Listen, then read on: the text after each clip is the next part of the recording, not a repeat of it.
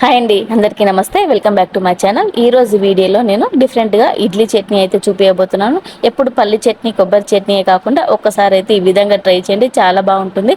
దీనికోసం ముందుగా స్టవ్ పైన ప్యాన్ పెట్టుకొని అందులో 3 టమాటాలను కట్ చేసి వేసుకోవాలి. అలాగే ఒక ఉల్లిపాయను కూడా కట్ చేసి వేసుకోవాలి. 5-6 వెల్లుల్లి, కొద్ది అల్లం ముక్కను వేసుకోవాలి. 8 నుంచి 10 దాకా ఎండుమిర్చి, 1 స్పూను జీలకర్ర వేసుకోవాలి. వేసుకొని ఒకసారి కలుపుకోవాలి. ఎండుమిర్చి అనేది మన కారానికి తగ్గట్టు తీసుకోవాలి. 1 స్పూన్ ఆయిల్ వేసుకొని టమాటాలోని పచ్చివాసన పోయే వరకు ఉడికించుకోవాలి. ఇవి ఉడికిపోయిన తర్వాత 1/2 కప్పు పుట్నాల పప్పును వేసుకోవాలి. వేసుకొని 2 నిమిషాల పాటు ఫ్రై చేసుకొని స్టవ్ ఆఫ్ చేసి ఇవి చల్లారిన తర్వాత మిక్సీ జార్లోకి వేసుకొని రుచికి సరిపడినంత ఉప్పు వేసుకొని మెత్తగా మిక్సీ పట్టుకోవాలి.